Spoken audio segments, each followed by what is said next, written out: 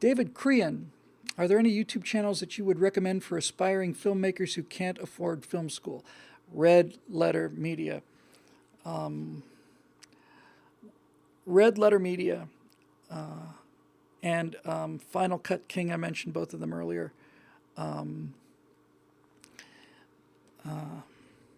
None of them are like particularly film school things, but if you want to understand storytelling, just look at Mr. Plinkett's reviews of those Star Wars movies.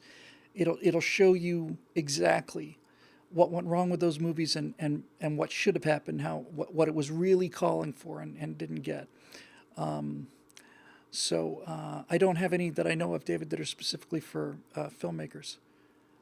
Hey, look at this. 2 questions back to back by known miscreant Matthew Lloyd, who's I've noticed has not darkened our door as much as he used to lately, and I wonder what's going on with that. I'm wondering very, very much what's going on with that. 2 in a row. Let's see what we got here. Do you have any interest in joining conservative conglomerates like the Daily Wire, etc.? Do you see that as a net positive for you and your brand? If so, what would it take to make that happen? I do have an interest in it. I definitely do. Everybody that works at Daily Wire are employees of Daily Wire. They work out of the Daily Wire building, which is phenomenal. Phenomenal. I've never seen anything like it, really. It's a magnificently run company. It's just a brilliantly run company. That's Jeremy Boring, pretty much exclusively. They've got 100 employees now.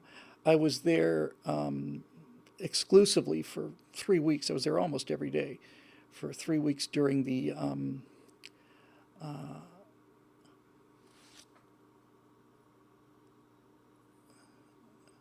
oh, I'm sorry. Hitler did nothing wrong thing. Auto moderator is asking me whether or not I want to allow it. Yeah, there it is. Sorry. I didn't realize that. I was given a chance to approve that and I didn't do it. Now, with all of that said, I like this studio, and I am determined to keep this studio. I definitely can see a world where there's definitely work or regular work I can do at Daily Wire.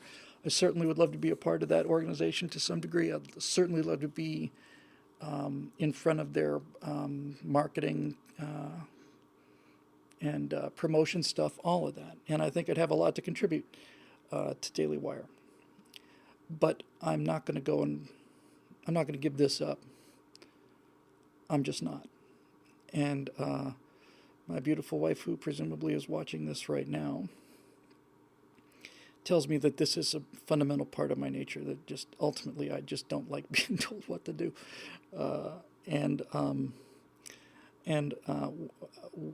Without prejudicing the case, I have the highest respect for them. And I had an enormous amount of fun, just plain fun, doing the Apollo stuff. We're going to be doing another 10-part series with them that I'm working on. It's taking pretty much all my writing time. And we'll continue those, and whether that branches out into political commentary as well, I don't know. But they're a terrific organization, and I would love to have something to do with that. Turns out that what I am working on now, I got a lot going on. Looks like I'm going to be doing a 2-part special that may turn into a multi-part special on Newsmax. I'm hosting a couple of clip shows called Trumpet War. So these are produced, I think, by a third party, and basically it's a string out of President Trump's interactions. Well, one of them is fake news. So his interaction with all the press, and I've written the intros and outros and stitched all the things together, thrown in a little bit of commentary there.